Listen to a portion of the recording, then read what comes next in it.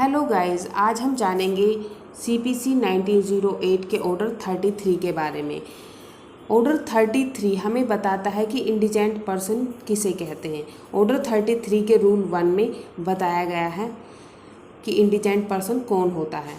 वो व्यक्ति जिसके पास सफिशिएंट मीन्स नहीं है टू पे the court fees in search suit. जो सूट वो लेकर आ रहा है, लॉ के द्वारा जो फीस प्रिस्क्राइब्ड की गई है, उसके पास इतने पर्याप्त साधन नहीं है कि वो उसको पे कर सके। इसमें उन प्रॉपर्टीज़ को एक्सक्लूड कर दिया गया है, एग्जेम्प्टेड हैं, जो subject matter of the suit है। और सेकंड, जिन प्रॉपर्टीज़ को अटैच नहीं किया जा सकता in execution of a decree, जो कि हमारे सेक्शन 60 में बताई गई है कि वो कौन कौन सी प्रॉपर्टीज़ हैं जिनको कि अटैच नहीं किया जा सकता है।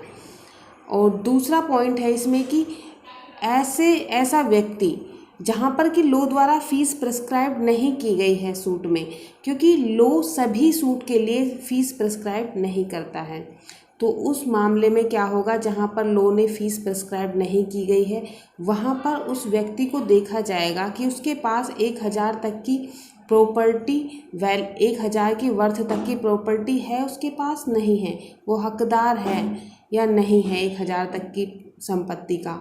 अगर नहीं है तो, और वो जो दो कंडीशन थी पहले पॉइंट में कि subject matter of the suit उस प्रॉपर्टी को छोड़कर, और वे प्रॉपर्टीज़ जिनका कि अटैचमेंट नहीं किया जा सकता इन ए प्रोसिक्यूशन ऑफ ए डिक्री, उनको छोड़कर,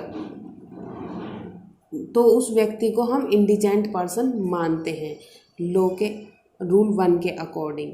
अब कोई व्यक्ति इंडिजेंट पर्सन है या नहीं है, इसकी इंक्वायरी की जाती है, इसकी जांच की जाती है, जो कि रूल 1A में बताया गया है कि जो हमारा कोर्ट ऑफिसर है, CMO बोलते हैं, चीफ मिनिस्ट्रियल ऑफिसर होता है, वो जांच करेगा कि ये व्यक्ति इंडिजेंट पर्सन है या नहीं है, और अपनी रिपोर्ट कोर्ट को देगा। कोर्ट चाहे तो उसकी रिपोर्ट को मान सकता है, अदरवाइज कोर्ट अपनी तरफ से इंक्वायरी करा सकते हैं। जो व्यक्ति इंडिजेंट पर्सन के तौर पर सूट लाना चाहता है, उसको एक एप्लीकेशन फाइल करनी पड़ती है कोर्ट के सामने। इस एप्लीकेशन को हम फॉर्मा पॉपोरिस के नाम से जानते हैं। और जो हमारा रूल 2 है, ऑर्डर 33 का रूल 2 है, वो बताता है कि क्या कंटेंट होने चाहिए एक एप्लीकेशन में। तो हमारे जो प्लेंट में जो भी पार्टिकुलर्स हैं वो सारे दिए जाएंगे, और साथ में वो शेड्यूल भी बनाएगा जितनी उसके पास मूवेबल प्रॉपर्टी है, इमूवेबल प्रॉपर्टी है, उनकी जो अनुमानित वैल्यू है, जो भी वैल्यू होगी प्रॉपर्टीज़ की, वो भी उसको मेंशन करनी पड़ेगी इन शेड्यूल्स में, जो भी एस्टिमेटेड वैल्यू होगी। और जो इसमें जो थर्ड पॉइंट इसमें आता है कि रूल 2 में कि इनको सिग्नेचर करना होगा, जो ऑर्डर 6 रूल 14-15 में बताया गया है उसी मैनर में, और उसको वेरिफिकेशन भी करना होगा एप्लीकेशन में। रूल 1 में एक एक्सप्लेनेशन दिया गया है सेकंड, उसमें बताया है कि जो व्यक्ति एप्लीकेशन देता है, एप्लीकेशन देने के बाद कोई प्रॉपर्टी वो एक्वायर करता है, और उस एप्लीकेशन पर डिसीजन होने से पहले तो कोर्ट उस प्रॉपर्टी को भी कंसीडर करता है उसके इंडिजेंसी के क्वेश्चन पर, उसको भी देखेगा कि ये व्यक्ति गरीब है या नहीं है। अब जो एप्लीकेशन है, जो हमारा ऑर्डर 33 है, उसका रूल 3 में बताया गया है कि जो भी एप्लीकेशन है उसको अब कोर्ट में प्रेजेंट करना है। प्रेजेंट कौन करेगा? एप्लीकेंट या तो खुद करेगा, लेकिन अगर कोर्ट ने उसको अपीयर होने में उसको एग्जेम्प्टेड कर दिया, उसको छूट दे दी गई है कि आप जो है ऑथराइज एजेंट के द्वारा भी एप्लीकेशन को प्रेजेंट कर सकते हैं कोर्ट में। लेकिन ये जो ऑथराइज एजेंट है वो ऐसा होना चाहिए जो कि एप्लीकेशन से रिलेटेड मटेरियल क्वेश्चंस हैं उनका आंसर कर सके। और हाँ, इसमें एक प्रोवाइजो दिया हुआ है कि अगर एक से अधिक प्लेंटिफ हैं तो कोई भी एक प्लेंटिफ कोर्ट में एप्लीकेशन को प्रेजेंट कर सकता है। ये हमारा रूल 3 में बताया गया है। ऑर्डर 33 का रूल 4 इसमें बताता है कि एग्जामिनेशन ऑफ एप्लीकेंट, जो जो हमारी एप्लीकेशन प्रेजेंट की गई है कोर्ट में, अब जो कोर्ट है वो एग्जामिनेशन करेगा एप्लीकेंट की, यदि वो एप्लीकेशन एप्लीकेंट के द्वारा प्रेजेंट की गई है। लेकिन अगर उसके ऑथोराइज एजेंट के द्वारा उसको प्रेजेंट किया गया है तो कोर्ट क्या करेगा, एक कमीशन के द्वारा एप्लीकेंट को एग्जामिन कराएगा, जैसे एक एब्सेंट विटनेस को एग्जामिन किया जाता है इस तरीके से। तो रूल 4 हमें ये बताता है। और गाइस इसमें जो रूल 6 है ऑर्डर 33 का, वो बताता है rejection of an application, sorry 6 नहीं 5, वो बताता है कि एप्लीकेशन को कब रिजेक्ट किया जा सकता है। इसका 5 में कुछ पॉइंट दिए गए हैं। पॉइंट ये कहता है कि अगर जो हमारा रूल 2 में जो मैनर प्रेस्क्राइब किया, जो कंटेंट होने चाहिए एप्लीकेशन के, अगर वो कंटेंट फुलफ़िल नहीं हो रही, इस तरह से फ्रेम नहीं की गई है एप्लीकेशन, और दूसरा जो हमारा रूल 3 में बताया गया है प्रेजेंटेशन ऑफ एप्लीकेशन, इस मैनर में उसको प्रेजेंट नहीं किया गया है, तो कोर्ट एप्लीकेशन को रिजेक्ट कर सकता है।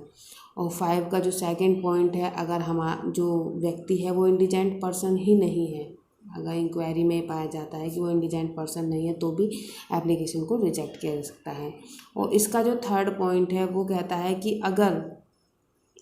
अगर जो 2 महीने पहले जो हमारा एप्लीकेंट है उसने अपनी प्रॉपर्टी को डिस्पोज ऑफ कर दिया है, ताकि फ्रॉडुलेंटली डिस्पोज ऑफ किया है, ताकि वो एक इंडिजेंट पर्सन के तौर पर सूट फाइल कर सके। लेकिन इसमें एक प्रोवाइजो दिया गया है कि अगर वो व्यक्ति जो उसने डिस्पोज ऑफ की है प्रॉपर्टी, उसको भी कोर्ट कंसीडर करने के बाद भी अगर वो इंडिजेंट पर्सन के तौर पर वाद लाने का हकदार है, तो आपकी एप्लीकेशन को रिजेक्ट नहीं किया जाएगा।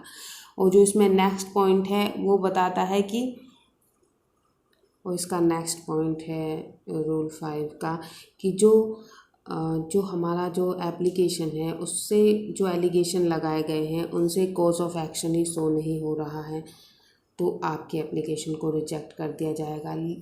और इसका नेक्स्ट पॉइंट है कि जो एप्लीकेंट है उसने किसी अन्य व्यक्ति से एग्रीमेंट किया है subject matter of the suit को लेकर, जिससे कि वो अन्य व्यक्ति ने उस सब्जेक्ट मैटर ऑफ सूट में अपने इंटरेस्ट ऑब्टेन कर लिए हैं, प्राप्त कर लिए हैं, तो वहाँ पर भी आपकी एप्लीकेशन को रिजेक्ट कर देगा कोर्ट। और इसमें नेक्स्ट पॉइंट है कि जो एप्लीकेंट है उसने जो एलिगेशन लगाए हैं जो कि ये शो करते हैं कि जो लॉ के द्वारा बार हैं, वो जो भी उस टाइम बीइंग पे इन्फोर्स जो लॉ है उसके द्वारा वो बार हैं वो एलिगेशन, तो आपकी एप्लीकेशन वहाँ पर भी रिजेक्ट हो जाएगी।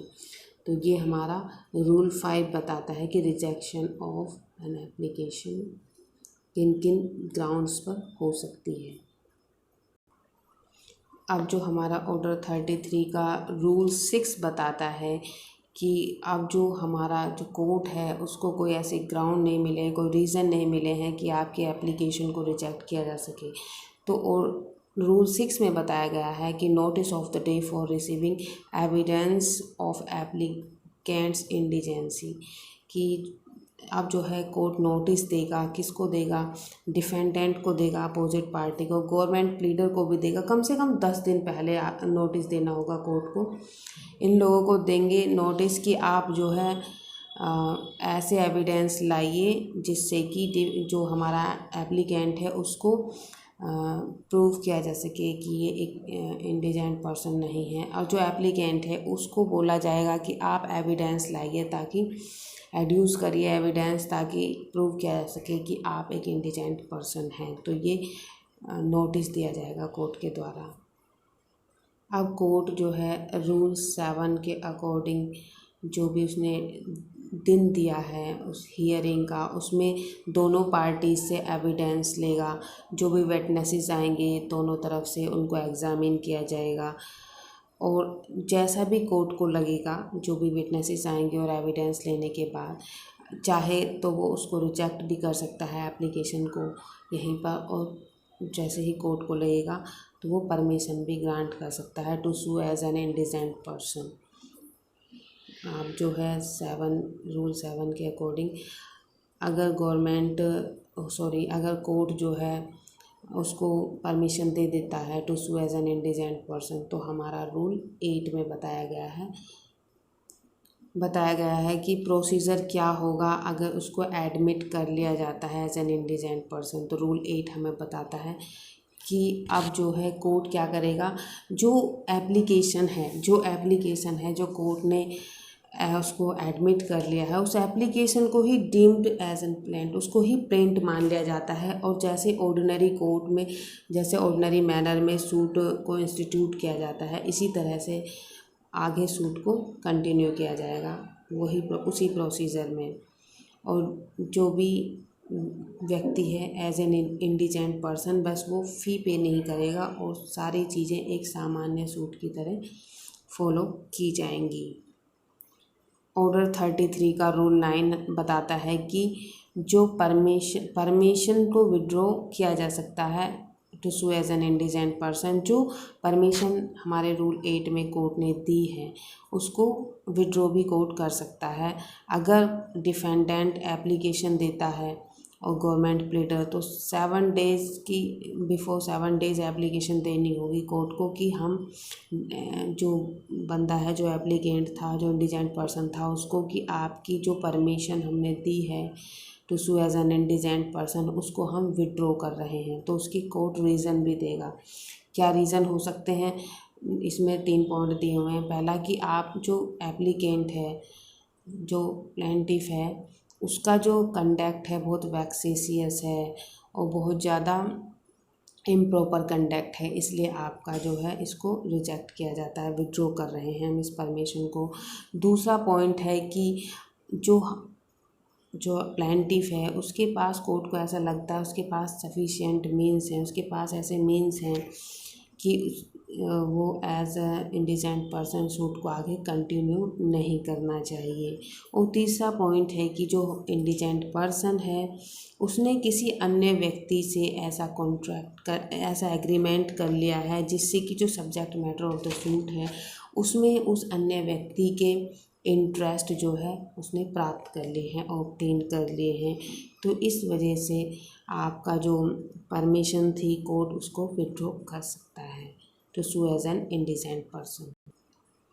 अब जो हमारा रूल 9A है उसमें बताया गया है कि जो इंडिजेंट पर्सन है उसको कोर्ट प्रोवाइड कराएगा प्लीडर, अगर उसके पास प्लीडर नहीं है, जैसी भी केस की सर्कमस्टांसेस होंगे उसके आधार पर फ्री लीगल एड के तौर पर ये प्रोविज़न हमारे CRPC में भी दिए गए हैं सेक्शन 304 में। तो यहाँ पर भी कोर्ट उसको अपॉइंट कर देगा एक प्लीडर। अब जो है रूल 10 में बताया गया है कि अगर जो हमारा इंडिजेंट पर्सन है वो केस जीत जाता है, सक्सीड हो जाता है, तो कोर्ट क्या करेगा, जो कोर्ट फीस है वो प्लेंटिफ को पे करनी होगी यहाँ पर, और या जैसे भी कोर्ट ऑर्डर करता है जिससे भी जैसे भी। लेकिन जो subject matter of the suit है उस पर ये फर्स्ट चार्ज होता है और स्टेट गवर्नमेंट के द्वारा रिकवरी की जाती है। जो भी कोर्ट कैलकुलेट कर बताएगा जो भी कोर्ट फीस होती है। कोर्ट फीस यहाँ पर पोस्टपोन होती है केवल, लेकिन लास्ट में कोर्ट इसको रिकवर कर लेता है। तो कुल मिलाकर आप कोर्ट फीस से बच नहीं सकते हैं। और रूल 11 में बताया गया है कि जहाँ पर प्लेंटिफ है वो असफल हो जाता है, फेल हो जाता है, तो वहाँ पर जो कोर्ट फीस है या तो वो फेल हो जाता है या फिर उस विड्रॉ कर लिया जाता है उसके सूट को, या वो खुद ही विड्रॉ कर लेता है। तो किन्हीं कारणों की वजह से तो जो कोर्ट फीस है उसको पे करनी पड़ती है, कोर्ट फीस उसको पे करनी पड़ती है रूल 11 के अकॉर्डिंग। तो जो हमारा रूल 11A है वो बताता है कि अगर प्लेंटिफ की डेथ हो जाती है ड्यूरिंग द सूट, तो जो प्लेंटिफ की स्टेट होती है उससे रिकवर की जाती है कोर्ट फीस जो भी है। और जो भी रूल 10 में, 11 में, 11A में जो भी कोर्ट फीस को किस तरह से रिकवर किया जाएगा, ये रूल 14 में बताया गया है कि कलेक्टर को जो है एक कॉपी दे दी जाएगी जो भी कोर्ट के ऑर्डर की है कि कोर्ट फीस को रिकवर किया जाए। तो जो कलेक्टर है उसको रिकवर करेगा एरियर ऑफ ए लैंड की तरह, रूल 14 के अकॉर्डिंग जो भी कोर्ट फीस है। तो गाइस यही था इंडिजेंट पर्सन, और इसमें रूल जो 15 है वो बताता है कि अगर जो परमिशन है वो रिजेक्ट कर दी जाती है to sue as an indigent person, तो जो एप्लीकेंट है वो किस तरह से उसको टाइम दिया जाता है कोर्ट फीस पे करने का। और 15A में भी बताया गया है कि जो अगर जो एप्लीकेंट है वो सिमिलर सूट दोबारा इंस्टीट्यूट करने से उसको बार कर दिया जाता है। तो गाइस यही है इंडिजेंट पर्सन के बारे में सारे प्रोविज़न। तो आपने ध्यान से सुना, बहुत बहुत धन्यवाद। Thank you so much.